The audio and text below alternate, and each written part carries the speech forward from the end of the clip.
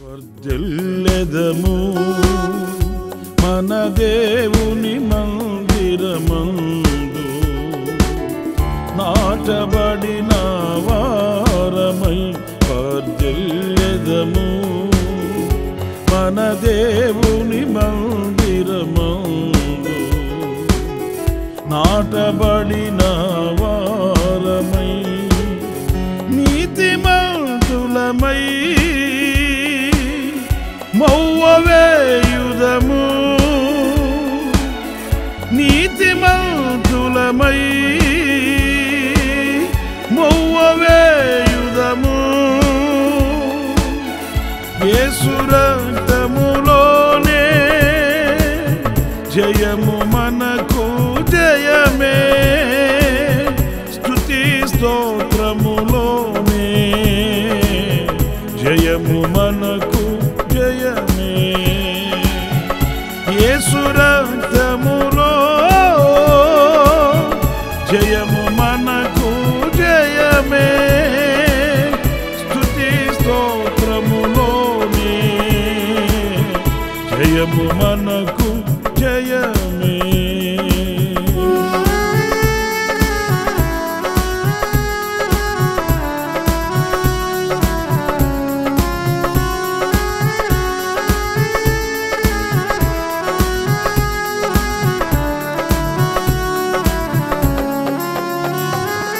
యెహోవా మందిర ఆవరణములో ఎన్నెన్నో మేలు కలవు, యెహోవా మందిర ఆవరణములో ఎన్నెన్నో మేలు కలవు. ఆయన సన్నిధిలోనే నిలిచి అనుభవింతుము ప్రతి మేలును, ఆయన సన్నిధిలోనే నిలిచి అనుభవింతుము ప్రతి మేలును. వర్ధిల్లెదము మన దేవుని మందిరము, నాటబడిన వారమై వర్ధిల్లెదము మన దేవుని మందిరము, నాటబడిన వారమై. Praise the lord. ప్రభు అయిన యేసు క్రీస్తు ప్రశస్త నామంలో మీ అందరికీ హోసన్నా మినిస్ట్రీస్ తరపున హృదయపూర్వకమైన వందనాలు తెలియపరుస్తున్నాను. ప్రభు మిమ్మల్ని ఆశీర్వదించి దీవించునుగాక. ఈ దినమంతా విశేషమైన కృప నా దేవుడు సమృద్ధిగా మీకు అనుగ్రహించుగాక. ప్రియులారా, ఈ పూట పరిశుద్ధ గ్రంథంలో నుంచి ఒక చక్కటి విషయాన్ని మనం తెలుసుకుందాం. నేను దినవృత్తాంతాల 2వ గ్రంథం 7వ అధ్యాయం 14వ వాక్యంలోని మాటలు చదువుతున్నాను, జాగ్రత్తగా ఆలకించండి. నా పేరు పెట్టబడిన నా జనులు తమ్మును తాము తగ్గించుకొని ప్రార్థన చేసి నన్ను వెదకి తమ చెడు మార్గములను విడిచిన ఎడల ఆకాశము నుండి నేను వారి ప్రార్థనను విని వారి పాపమును క్షమించి వారి దేశమును స్వస్థపరచుదును. ఇప్పుడు ఇలా చూడండి, ఈ వాక్య భాగంలో ఒక దివ్యమైన దీవెనకరమైన అనుభవాలు మనకు కనిపిస్తాయి. అదేంటంటే, మన ఎడల ఆయన చేసే గొప్ప కార్యాలు. ఎప్పుడు మనం ప్రార్థించినా అర్జించినా ప్రభు సన్నిధిలో మొరపెట్టినా ఎన్నో విషయాలు ప్రభు సన్నిధిలో మనం అడుగుతుంటాము. ఆర్థికంగా, ఆరోగ్యంగా, ఆత్మీయంగా, వ్యక్తిగతంగా, అలాగే మనం చేస్తున్న ప్రతి పనిలోనూ దేవుని దీవెన ఉండాలని, ఆయన కటాక్షం మనం చేరుకోవాలని, మనం చేస్తున్న ప్రతిదీ కూడా సఫలమై నూరంతల ఫలాన్ని కలుగు చేయాలని మనం ఆశిస్తూ ప్రార్థిస్తూ ఉంటాము. అయితే ఈ దివ్యమైన దీవెనలన్నీ మన మీదకు రావడానికి, దేవుని కటాక్షం మన మీద కలగడానికి, మనం ఆశించినవి ప్రభు దగ్గర మనం పొందుకోవడానికి మనం కలిగి ఉండవలసిన స్థితి ఏంటి అనేది ఈ వాక్యంలో మనం గ్రహించవలసి వస్తుంది. ఎంతకీ మనం ప్రభు దగ్గర అడగడం మనకు తెలుసు, ఆశించడం మనకు తెలుసు, మొరపెట్టి విజ్ఞాపన చేయడం మనకు తెలుసు. కానీ ఆ అడిగిన వాటిని మనం పొందుకోవాలంటే ఏ స్థితికి మనం రావాలి, ఏ పరిస్థితుల్లో మనం ఉండాలి, ఏ అనుభవానికి మనం మార్పు చెందాలి అనేది సహజంగా మనం ఆలోచించమండి. అందుకే ప్రార్థన చేసిన కాలం మించిపోతుంటుంది. ఇంతకాలం నుంచి నేను ప్రార్థన చేస్తున్నా, అంతకాలం నుంచి నేను మొరపెడుతున్నా అనే ఆ కాలాన్ని మనం లెక్క పెట్టుకుంటుంటాం. కానీ ఎందుకు ఆలస్యం అవుతుంది, ఎందుకు అలక్ష్యం చేస్తున్నాడు, నా ప్రార్థన ప్రభు దగ్గరికి వెళ్ళకపోవడానికి, ఆయన యొద్ద నుంచి నాకు సమాధానం రాకపోవడానికి గల కారణం ఏంటి అని విశ్లేషణ మనలో చాలా కరువు, కొదువ, అరుదు. నా ప్రియులారా, ఈ వాక్య భాగం మనకు చక్కగా ఓ పాఠాన్ని నేర్పుతుంది. అదేంటంటే, ఆయన పేరు పెట్టబడిన మనం దూరస్తులమేమీ కాదు, మనం ఆయనకి ఎడబాటు కలిగిన వారము కాదు, మనం ఆయనకు దూరాన నిలిచిన వారం కాదు. ఆయన పేరు పెట్టబడిన జనులం మనం, ఆయన స్వకీయ సాంపాద్యం మనం.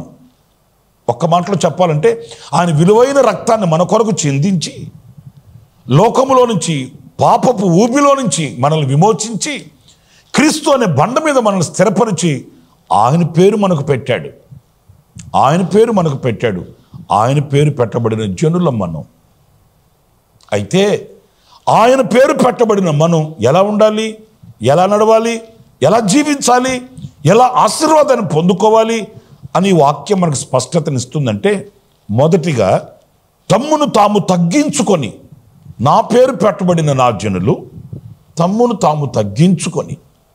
ప్రియులారా, ఇది చాలాసార్లు మనం చదువుతుంటాం, కానీ ఆ అనుభూతికి రావడం కష్టతరమైపోతుంటుంది. మనం ఆయన పేరు పెట్టబడిన జనమే, కానీ ఆయన పేరు పెట్టబడిన జనము ఎలా ఉండాలి? తమ్మును తాము తగ్గించుకున్న స్థితిలో ఉండాలంట. ఎవరో మనల్ని తగ్గించడం కాదండి, ఎవరో మనల్ని తగ్గించి మాట్లాడడం కానీ, తగ్గించి చూడడం కానీ, ఎవరి వలనో కలిగేది కాదు. మనకై మనమే తగ్గించుకోవాలట. ఇది ఒక వింతైన అనుభవంగా మనకు కనిపిస్తుంది. ఎందుకంటే మన మీద మనకు ఒక మంచి అవగాహన ఉంటుంది, మన మీద మనకు ఒక ఎస్టిమేషన్ ఉంటుంది. నేను చదవగలను, నేను సాధించగలను, నేను వెళ్ళగలను, నేను ఉండగలను, నేను అనగలను, ఇలాంటివన్నీ మన గుండెల్లో నిండుకొని ఉంటాయండి. ఏమండి, నేను ఒక మాట చెప్తాను, మరి ఇన్ని నిండుకొని ఉన్న మనం తగ్గించుకొని ఉండడానికి సాధ్యపడుతుందా? ఎందుకు దేవుని సముఖంలో మనల్ని మనం తగ్గించుకునే స్థితికి మనం రాలేకపోతున్నామంటే, మన గుండె నిండిపోయింది. దేని చేత? మన సామర్థ్యత చేత. మీకు బాగా తెలిసిన చరిత్ర చెప్తాను. ఫిలిష్తీయులు దావీదు మీద పలుసార్లు విరుచుకుపడుతున్నారు. 1-2 సార్లు దావీదు ప్రభు దగ్గర ప్రార్థించి వాళ్ళని జయించాడు. కానీ తలపోసుకోవడానికి మరొక విశేషమైన మాట చెప్తున్నాను.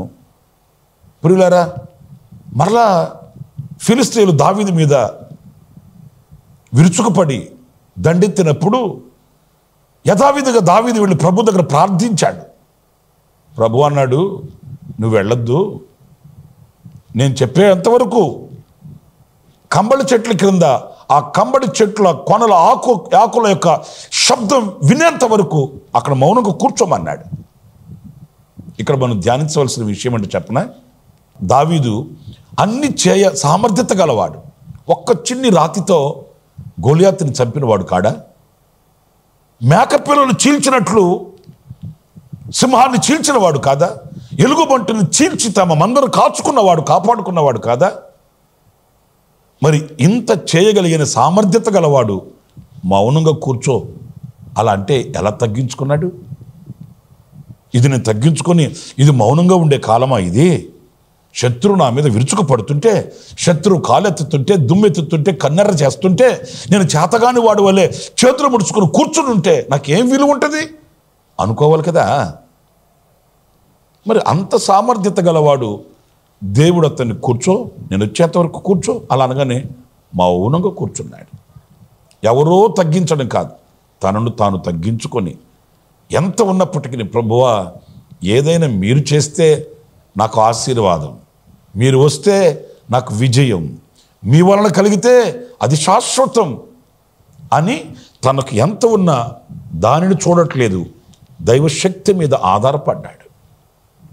ప్రియమైన వారలారా, ఈరోజు మనం అనుభవించే ఓటమికి కారణం ఏంటి? మన శక్తి మీద మనం ఆధారపడి, మన టాలెంట్ మీద మనం ఆధారపడి ఏదో నేను చేయగలను అని సాహసించినందువల్లనే కదా సతికిలబడుతున్నాం. మన పితరుల చరిత్ర గ్రంథాల్లో మీరు చూడండి, వారు ఎంత శక్తి కలిగిన వారైనప్పటికీ తమను తాము ఎంత తగ్గించుకొని ప్రభు సన్నిధిలో విధేయులయ్యారు అని అంటే మనం నేర్చుకోవడానికి ఎంతో ఉందండి.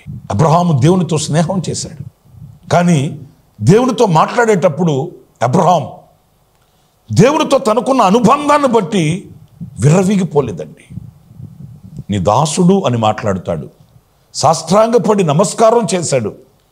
దేవునితో మాట్లాడేటప్పుడు వినయ విధేయతలతో సాహసించి ఇదొక్క మారు నేను మాట్లాడుతున్నాను అని సొదొమ గొమొర్రా పట్టణం గురించి మాట్లాడేటప్పుడు ఆయనలో ఉన్న వినయము విధేయత ఇట్టే మనం గుర్తుపట్టవచ్చండి. ఈ రోజున కాస్త మనకు ఆధ్యాత్మికమైన విలువలు మన దగ్గరకి వస్తే, కలిగి ఉంటే ఈరోజు ఏ స్థితిలో మనం ఉంటున్నామండి? కాస్త మనం భక్తిలో నిలిచిన వారమే అయితే మన మాటలు కానీ, మన పోకడ కానీ, మన స్థితిగతులు కానీ ఎలా ఉంటున్నాయి అనేది మరలా నేను చెప్పాల్సిన అవసరం లేదు. ఆయన పేరు పెట్టబడిన మనల్ని మనం తగ్గించుకోకపోతే, దైవజనుడైన యోహాను స్త్రీలు కనిన వానిలో గొప్పవాడు, పరిశుద్ధుడు, అంతటి శక్తి కలిగిన దైవజనుడు, ఆయన నోట మనం విన్న మాట ఏంటి? ఆయన హెచ్చింపబడాలి, నేను తగ్గింపబడాలి, ఆయన చెప్పుల వారు విప్పుటకైనను నేను యోగ్యుడును కానన్నాడే ఆ భక్తుడు. ఎవరు తగ్గించారు ఆయన్ని? ఎవరు తగ్గించలేదు, తనను తాను తగ్గించుకున్నాడు. నేను ఆయన పాదాల మట్టుకు తగ్గాలి, నేను శిరస్సు వంచాలి, నేను విధేయుడును కావాలి, నేను వినయ మనస్కుడును కావాలని తనలో తాను నిర్ణయించుకున్నాడు. అందుకే దేవుని చేత హెచ్చింపబడ్డాడు.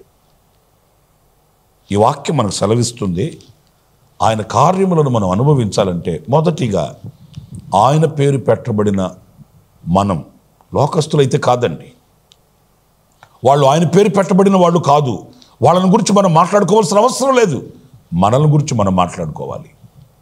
ఆయన పేరు పెట్టబడింది కదా మనకు, ఆయన పేరు పెట్టబడిన ప్రజలం కదా మనం. మరి మొదటి అనుభవం మనలను మనం తగ్గించుకోవాలని. రెండవ అనుభవం ఇదే వాక్యంలో మనం గమనిస్తే, ప్రార్థన చేసి నన్ను వెదకిన ఎడల, ప్రార్థన చేసి ఆయనను వెదకడం అంట. మీరు చాలాసార్లు ఈ వాక్యాన్ని చదివి ఉంటారు, నేను కూడా చదివాను.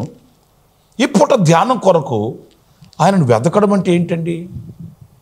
అంటే ఆయన కానరాని లోకంలో ఏమైనా ఉంటాడా, లేక కానరాని చోటుకు వెళ్ళిపోతాడా, లేక కనుమరుగైపోతాడా, అంతర్ధానమైపోతాడా? ఈ ప్రశ్నలన్నీ మనసులో మొలకెత్తుతాయి. ప్రార్థన చేసి ఆయనను వెదకాలంట. వెదకడము అంటే అర్థం ఏంటి?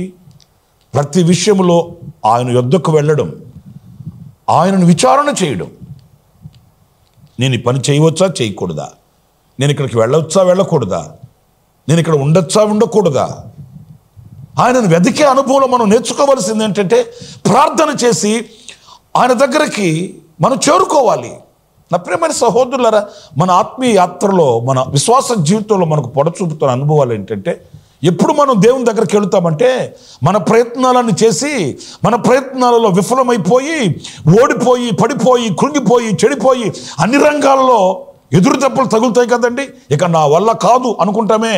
అప్పుడు వెళ్తాం ప్రభు దగ్గరికి వెళ్ళి, నాయన తిరగాల్సిన చోట్లన్నీ తిరిగాను, చేయాల్సిన పనులన్నీ చేశాను, అలసిపోయాను, సొలసిపోయాను, సొక్కిపోయాను, సమస్యలిపోయాను, ఇక నేను బ్రతకడం కంటే చావడమే మేలు అనుకుంటున్నాను, నువ్వేమైనా మేలు చేస్తావా అని అప్పుడు వెళ్తాం దేవుని దగ్గరికి. కాలమంతా వ్యర్థమైపోయి ఉంటుంది, వయసు గతించిపోయి ఉంటుంది, అవమానాలు పాలైపోయి ఉంటాం, అలజడి పాలైపోయి ఉంటాం. అన్ని రంగాలలో ఆటుపోట్ల చేత, అభ్యంతరాల చేత, ఆవేదన చేత కృంగిపోయి ఆఖరులో వచ్చి ప్రభు దగ్గర, ఆయన పాదాల దగ్గర పెడతాం ఈ సమస్యని. ప్రభువా, నీవైనా ఏమన్నంటే చేస్తావా అన్నట్టు. ఇది కదా మనకు చేటు. ఎందుకు దైవ కార్యాలు మనం పొందుకొని చూడలేకపోతున్నాం? ఆయన పేరు పెట్టబడిన జనమైన మనం ఆయన దగ్గర మేలు ఎందుకు పొందుకోలేకపోతున్నాం? మరి వాగ్దానం చేసిన దేవుడు ఆయన వాగ్దానం నెరవేర్చలేకుండా ఉండే దేవుడు కాదు కదా. ఇదిగో ఈ వాక్యం స్పష్టం చేస్తుంది. మన అపజయానికి గల కారణం మనం ప్రార్థన చేసి ఆయనను వెదకట్లేదండి. ప్రభు దగ్గరికి మనం వెళ్ళి మనకు ఎదురైన వాటిని వివరించుకునే స్థితిలో మనం లేమండి. ప్రియమైన దేవుని బిడ్డలారా, చరిత్రలో మనకు మన పితరుల యొక్క అనుభవాలు ఎన్నో మన జీవితాన్ని సరిచేస్తాయి. పరాక్రమము కలిగిన వాడు, యుద్ధ నేర్పరి అయిన వాడు, శూరుడైన వాడు యొప్తా. తన సహోదరులు వచ్చి యొప్తాని తనతో వచ్చి యుద్ధం చేయడానికి ఆహ్వానించినప్పుడు ఏం తక్కువ అతనికి? యుద్ధ నేర్పరి, పరాక్రమము గలవాడు, బలాఢ్యుడు, గతంలో ఎన్నో విజయాలు చూసినవాడు. తన సహోదరులు వచ్చి అతన్ని పిలిచిన వెంటనే అతను పలికిన మాట మీకు తెలుసు కదా. నేను మిస్పాలో యెహోవా సన్నిధికి వెళ్ళి నేను దేవునికి వివరించుకోవాలి, నేను ఆయన సన్నిధిలో మనవి చేసుకోవాలి. నేను అంటాను, ఒక్కసారి మనలో ఎంతమంది ఇలాంటి ఆధ్యాత్మికమైన విలువలు కలిగి ఉన్నామండి? పరాక్రమము కలిగిన బలాఢ్యుడైన వాడు, రోషం కలిగిన వాడు, ఎన్నో జయాలు చవిచూచిన వాడు దేవునితో చెప్పుకోవాల్సిన అవసరం ఏముంది? అక్కడే ఉందండి విజయ రహస్యం. విజయ రహస్యం ఇక్కడ దాచబడి ఉందండి. నాకు ఎంత శక్తి సామర్థ్యతలో ఉన్నా ఈ విషయాన్ని నేను నా దేవునితో చెప్పుకోవాలి, నా దేవునికి విన్నపించుకోవాలి, ఆయన ఆజ్ఞ నేను తీసుకోవాలి. ప్రార్థించిన వానికి శక్తి కలుగుతుంది, ఆయనను వెదకిన వానికి విజయం కలుగుతుంది, ఆయనను చేరుకున్న వ్యక్తికి దేవుని యొద్ద నుంచి జవాబు కలుగుతుందండి. వీటన్నింటికి మనం దూరాన్ని నిలిచి ఆఖరిలో మనం చెప్పే మాట ఏంటి? దేవుడు నన్ను ఆశీర్వదించట్లేదు, దేవుడు నన్ను శోధిస్తున్నాడు, నన్ను పరిశోధిస్తున్నాడు.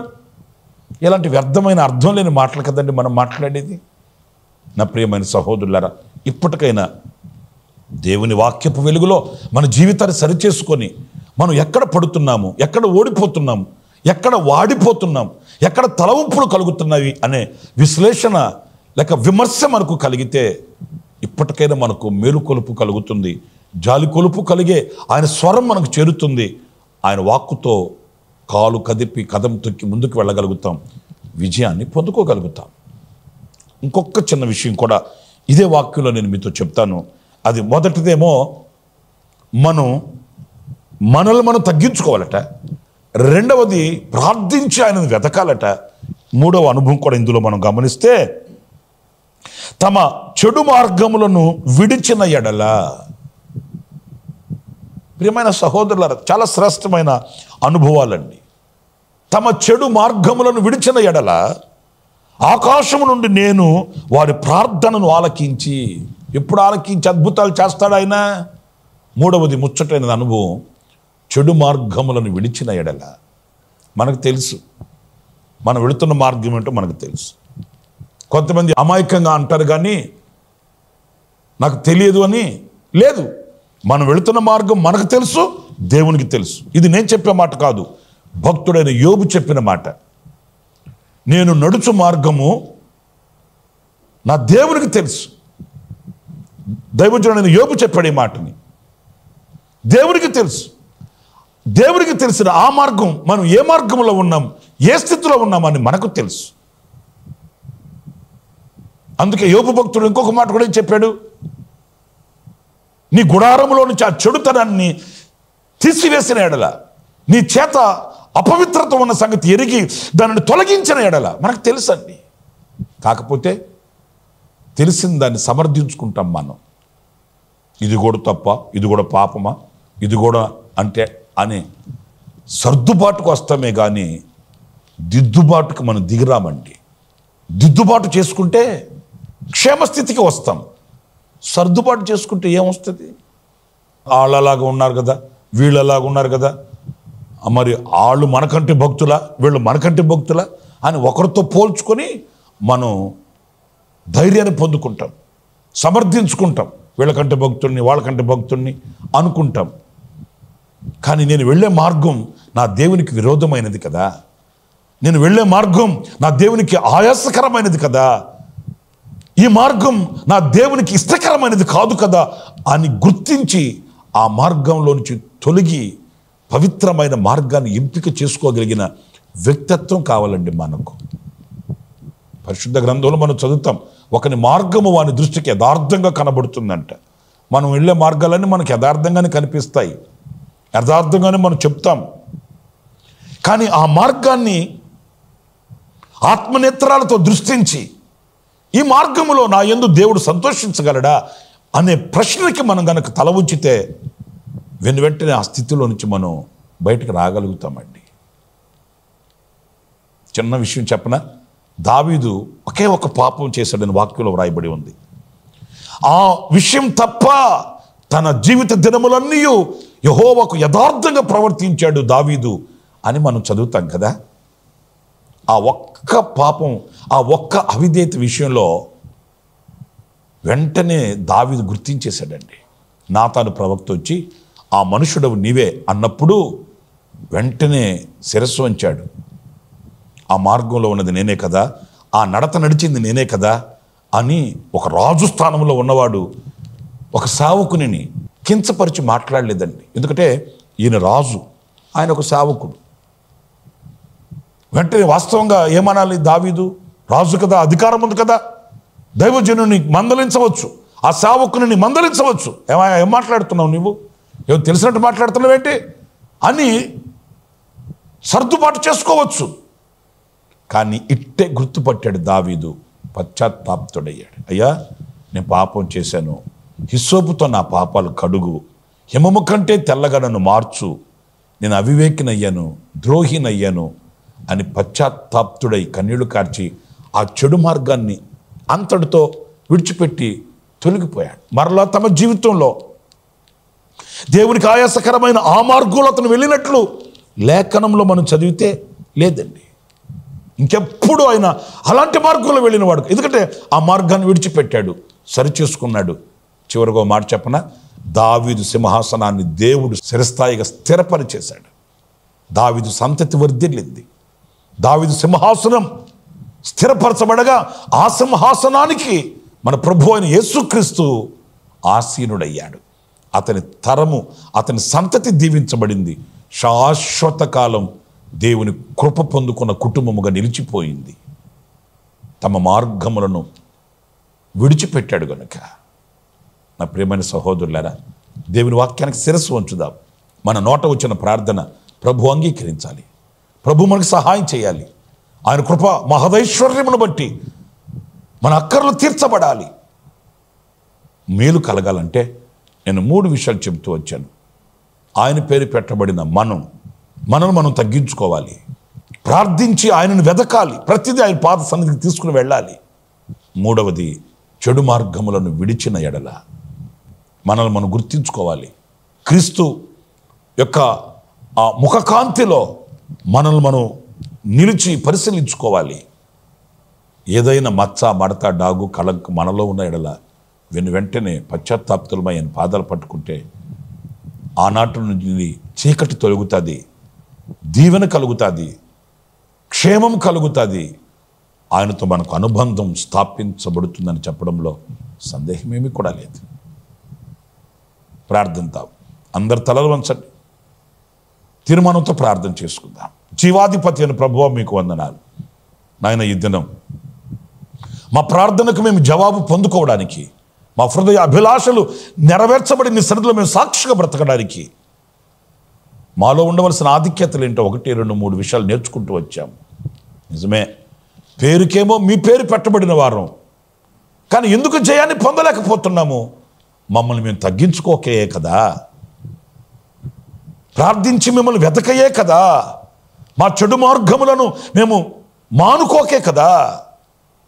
నాయనా ఇదిగో మీ పాద సన్నిధిలో ఒక్కసారి మేము ప్రార్థిస్తున్నాం. మాకు మీ దృష్టిని కలుగు చేయండి. మమ్మల్ని మేము విమర్శించుకోవడానికి సహాయం చేయండి. మమ్మల్ని మేము విశ్లేషించుకోవడానికి వివేకమును అనుగ్రహించండి. మీ దివ్యమైన దీవెనలకు మమ్మల్ని పాత్రులుగా చేయమని ఈ ప్రార్థనలో ఏకీభవించిన ఈ మాటలు నేను ఒక్కొక్కరిని ఆశీర్వదించి దీవించమని నీ కృపచేత ఈ దినాన్ని కూడా మీరు మాకు అనుగ్రహించినందుకు శిరస్సు వంచి నమస్కరిస్తూ, ఈ దినమంత విశేషమైన కృప మీ బిడలకు మీరు అనుగ్రహించి వారి రాకపోకల యందు మీరు కాపుదల భద్రతనిచ్చి ఈ దినమంతా మీ వాక్య ధ్యానము చేత శక్తి పొందుకోవడానికి సహాయం చేయమని యేసు నామములో ప్రార్థన చేసి వేడుకొనుచున్నాను తండ్రి, ఆమేన్. ప్రభు మిమ్మల్ని ఆశీర్వదించి దీవించుగాక. ఈ దినమంతా విశేషమైన కృప నా దేవుడు సమృద్ధిగా మీకు అనుగ్రహించుగాక. ఆమేన్. ప్రతి దినము ఈ అనుదిన కృపాను సందేశాల కొరకు, ఇంకా మరిన్ని ఆత్మ సంబంధమైన సందేశాల కొరకు ఈ మా యూట్యూబ్ ఛానల్ ని సబ్స్క్రైబ్ చేసుకోండి. Pastor Ramesh ministries.